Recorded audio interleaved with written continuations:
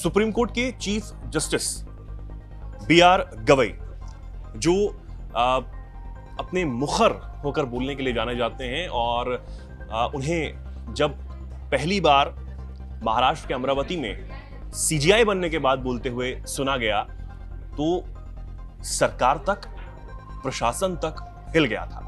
हमें याद है किस तरीके से जब बी.आर. गवई साहब महाराष्ट्र के अमरावती पहली बार अपने गृहनगर पहुंचे थे सीजीआई बनने के बाद, तब प्रोटोकॉल का पालन वहां नहीं किया गया था।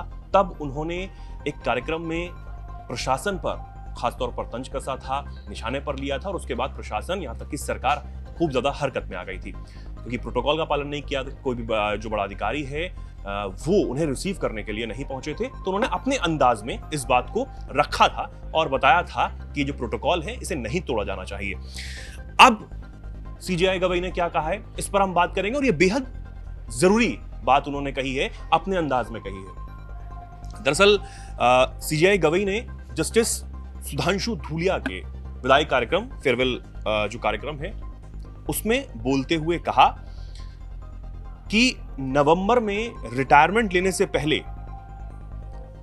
सूटेबल घर मुश्किल है, लेकिन मैं नियमों के तहत समय सीमा में अपना घर खाली कर दूंगा।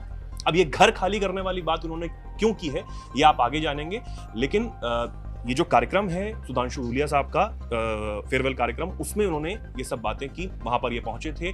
अब उन्होंने क्या कहा ये आप सुनिए। मैं जस्टिस सुधांशु धूलिया को सुप्रीम कोर्ट में आने के बाद से जानता हूं। वो बहुत ही गर्मजोश और न्यायपालिका को समर्पित व्यक्ति हैं। उनका योगदान हमेशा याद रखा जाएगा। धूलिया उन जजों में से एक होंगे जो रिटायरमेंट के बाद अपना सरकारी आवास तुरंत खाली कर देंगे।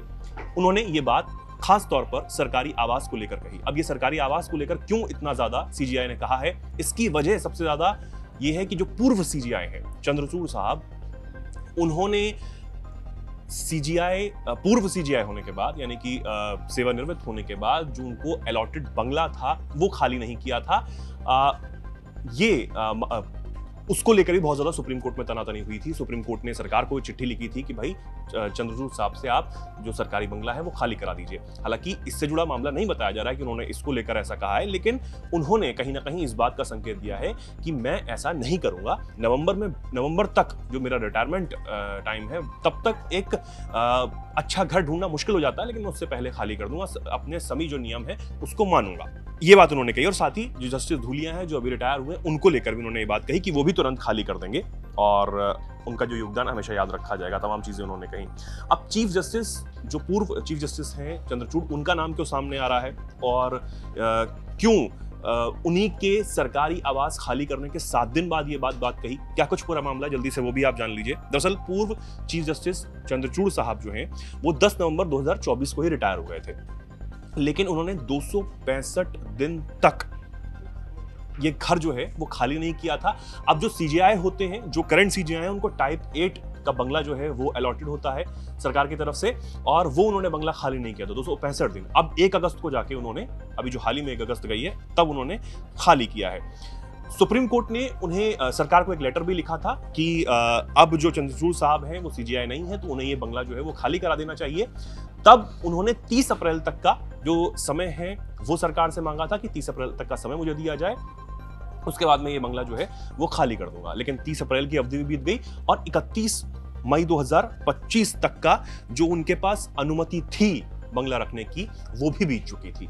1 अगस्त आ चुका था और बहुत ज्यादा लंबा समय जो है उनको सीजीआई सेवानिवृत्त होने के बाद बीत गया था। तो बहुत ज्यादा विवाद भी इसको लेकर हो रहा था, चर्चाएं खूब हो रही थी।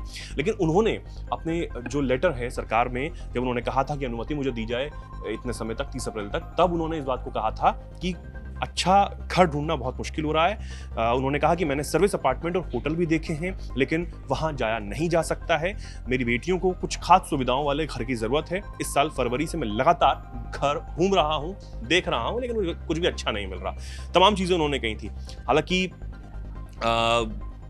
फिर उन्होंने कहा कि मैंने 28 अप्रैल को जब चीफ जस्टिस रहे संजीव खन्ना को, इनसे पहले बी.आर. गवई से पहले जो सीजीआई थे संजीव खन्ना, उनको एक लिखित में जानकारी दी थी कि मैं उपयुक्त घर की तलाश में हूं, मुझे 30 जून तक इसी बंगले में रहने की अनुमति दी जाए। उनको इस बात का कोई जवाब वहां से नहीं मिला। उसके बाद चंद्रचूड़ साहब ने ये भी कहा कि उन्होंने Chief Justice of India B R. Gavai को भी इस के बारे में बताया था और उन्होंने भी भरोसा दिलाया था कि जल्द से जल्द वो बंगला छोड़ देंगे। ये उन्होंने भरोसा दिलाया था। उसके बाद उन्हें ये बंगला जो है 5 कृष्ण मेनन मार्ग में 30 अप्रैल तक 2025 तक रहने की अनुमति दी जाए, ये उन्होंने पहले लिखा था। तमाम चीजें उन्होंने कही थी।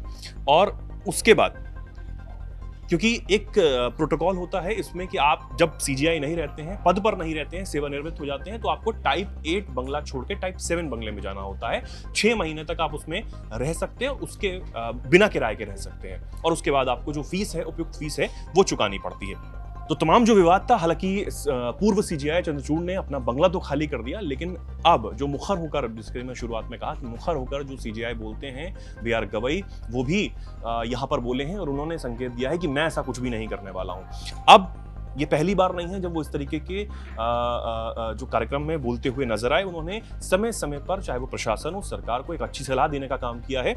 और इससे पहले भी जब वो महाराष्ट्र अभी हाल ही में गए थे, तब उन्होंने इस बात को कहा था कि कुर्सी जब सिर पर चढ़ जाए तो ना इंसाफ बचता है और सिर्फ वो पाप होता है, ना सेवा का प्रभाव पाती है। यानी कि उनका ये तात्पर्य था इस बात को कहने का कि भैया आप जब घमंड में आ जाते हैं, जब गुरूर में आप आ जाते हैं, तो आप इंसाफ नहीं कर सकते हैं, आपसे सिर्फ और सिर्फ पाप होता है।